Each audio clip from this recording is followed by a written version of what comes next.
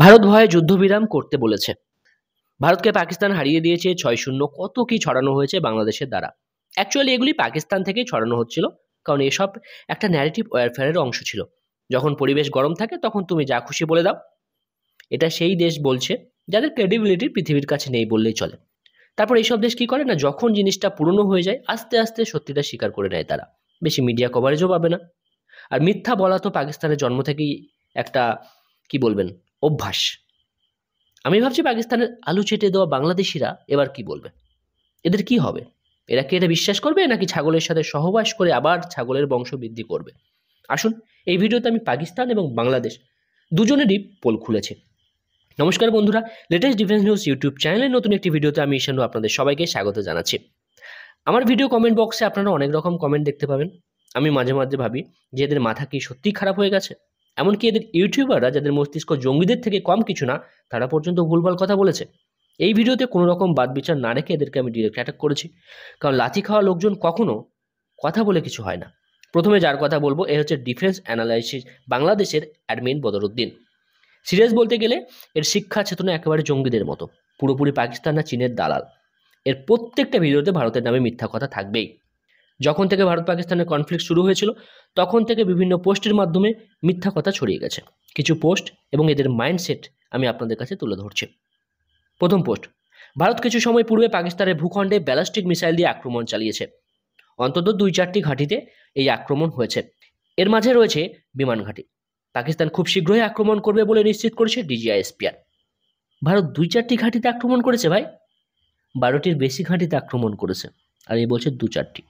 আর Bharat ballistic missile দিয়ে আক্রমণ চালায়নি। এদের জ্ঞান এতটাই নিম্নমানের যে জানেই না ব্যালিস্টিক মিসাইল কাকে বলে। ভারত কোনো ব্যালিস্টিক মিসাইল ব্যবহার করেনি, যা করেছে ক্রুজ মিসাইল। ওই পোস্টটা করার পর আবার পোস্ট করেছে ভারতের বিমান ঘাঁটিতে হামলা চালিয়েছে পাকিস্তান। শেষ খবর পাওয়া পর্যন্ত এখনো পাকিস্তান বিমান বাহিনী ভারতের আকাশ সীমায় অবস্থান করছে গভীরে হামলার জন্য। আর ইউ মেন্টাল অর চামচা? পাকিস্তানের কোনো ফাইটার জেট ভারতের সীমানার ধারে কাছে আসেনি। S-400 ভয় ১০০ কিলোমিটার দূর থেকে অপারেট করা হচ্ছিল। আর এরা নাকি ভারতের সীমানায় ঢুকে অনেক সময় অবস্থানও করেছে। কত বড় চামচা হলে মানুষ এরকম কথা বলতে পারে? এর পরের পোস্টটি দেখুন।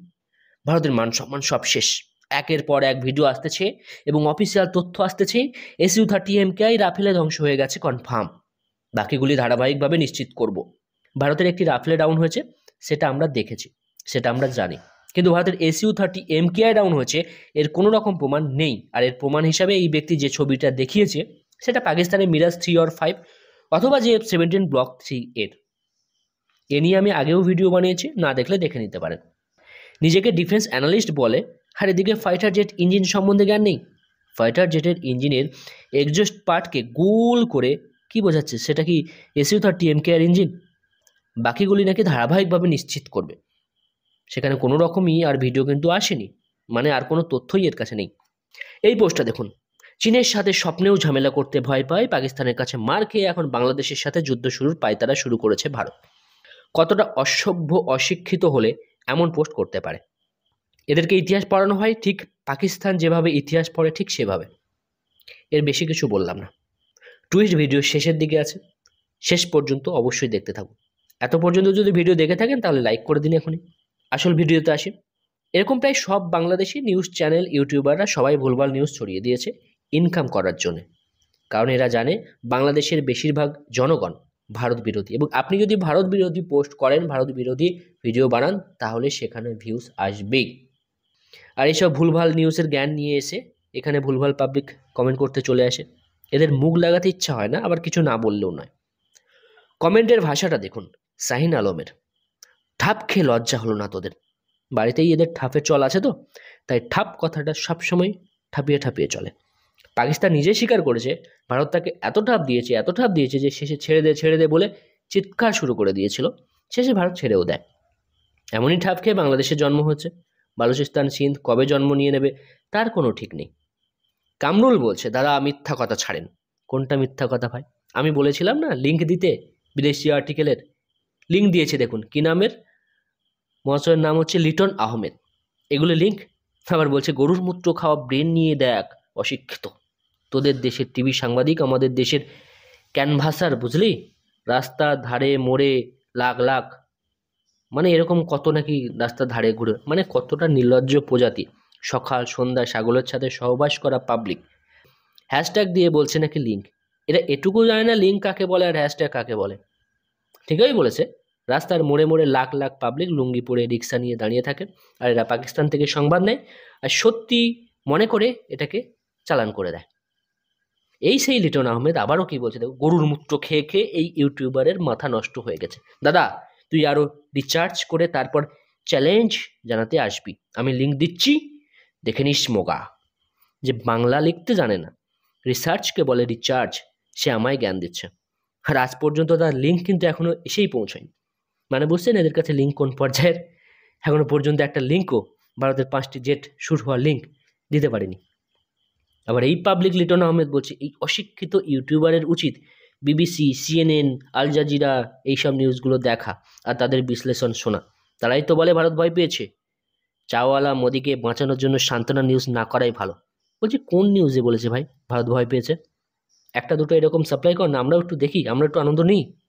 ভাই আমি ইংলিশ ফলো করি, BBC, CNN, new York time, Washington post, CNBC, ভাই এদের সাবস্ক্রিপশান পর্যন্ত আমার কাছে নেওয়া আছে। ঠিক আছে, আমাকে এইসব শেখাতে আসি না কোথায় কি বলছে, কোথাও লেখা নেই বা বলা হয়নি এমন কিছু। কিন্তু তোদের আব্বু পাকিস্তান বলেছে ভারত এত মেরেছে যে আমরা যুদ্ধবিরতির কথা ঘোষণা করেছি। ফাত হাসান বলছে আরে গোবরখোর, 100টা মিসাইল মারলে 10টা তো হিট করবেই। পাকিস্তানে যে ক্ষতি হয়েছে আমরা তো অস্বীকার করি না, কিন্তু তোরা যে বলিস পাকিস্তানি বিমানকে তোরা ডগ ফাইটে হারিয়েছিস।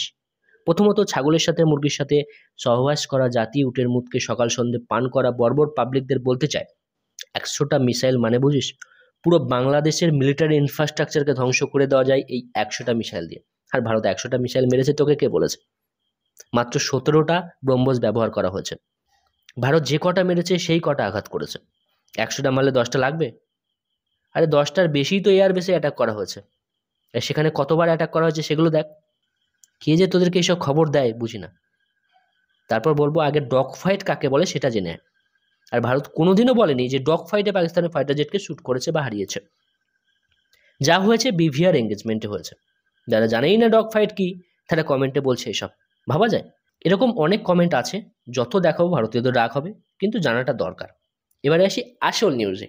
পাকিস্তানের ডেপুটি প্রাইম মিনিস্টার ইসাক দার তিনি টিভি শো করছিলেন পাকিস্তানের স্বনামধন্য সাংবাদিক হামিদ মিরের সাথে। সেই সময় তিনি বলেন পাকিস্তান প্রথমে সিজফায়ারের কথা বলেছে, তারপর সেটা ভারতের কাছে ফরওয়ার্ড করা হয় ইউএসএ এবং সৌদি আরবের দ্বারা। ইসাক দার কী বলেছেন সেটা বলি। আগে বলে দিই রিপোর্টটা কোথা থেকে নিয়েছি। যে আর্টিকেলটা দেখাচ্ছি এটা the federal voice of the state থেকে নেওয়া হয়েছে। বলে দিতে হবে না এটা কোন দেশের আর্টিকেল, ঠিক আছে? আর্টিকেলের টাইটেলটা Pakistan deputy PM admits they requested for ceasefire after Indian strike. Pakistan deputy প্রধানমন্ত্রী এটা স্বীকার করে যে ভারতের এয়ার স্ট্রাইকের পর পাকিস্তান যুদ্ধবিরতির জন্য অনুরোধ করে। আবার কি বলা হচ্ছে এটা দেখুন। He said that the Noor Khan airbase in Rawalpindi and the Shorkot Air Base in Punjab province were struck by India. It was at this point that Pakistan reached out to the USA, urging its intervention and also sought assistance from Saudi Arabia. Bharat যখন নূর খান এবং Shorkot এয়ারবেসে attack করে সেই সময় পাকিস্তান আমেরিকার কাছে যায় যুদ্ধবিরতির আর্জি নিয়ে, যাতে ইউএসএ এতে মধ্যস্থতা করে, সাথে সৌদি আরবও অ্যাসিস্ট করে এতে। Dar said that unfortunately launched missile strike again 2:30 am attacking the Noor Khan and Shorkot air bases. He also said that within 45 minutes of the attack he got a call from Saudi Arabia's Prince Faisal. দুটি বেসে অ্যাটাকের 45 মিনিটের মধ্যে Saudi Prince ফাইজালের তরফ থেকে phone call আসে এবং ফাইজাল বলেন তিনি কি ভারতের বিদেশমন্ত্রীর সাথে কথা বলবেন। সেখানে ডার এগ্রি করে। Faizal asked der whether he was authorized to talk India's external affairs minister S Jaishankar, to which Dar agreed. Der বলেন হ্যাঁ ভাই তুমি করো। তারপর আবারও কল করা হয় ফাইজালের তরফ থেকে, তিনি বলেন জয়শঙ্কর স্যারের সাথে কথা হয়েছে। I said yes brother you can. He then called me back saying he had conveyed the same to Jaishankar. আমরা প্রথম থেকেই বলে এসেছি যে ভারত সিজ ফায়ারের জন্য প্রথমে বলেনি, না কেউ জোর করে ভারতকে চাপ দিয়ে সিজ ফায়ার করিয়েছে।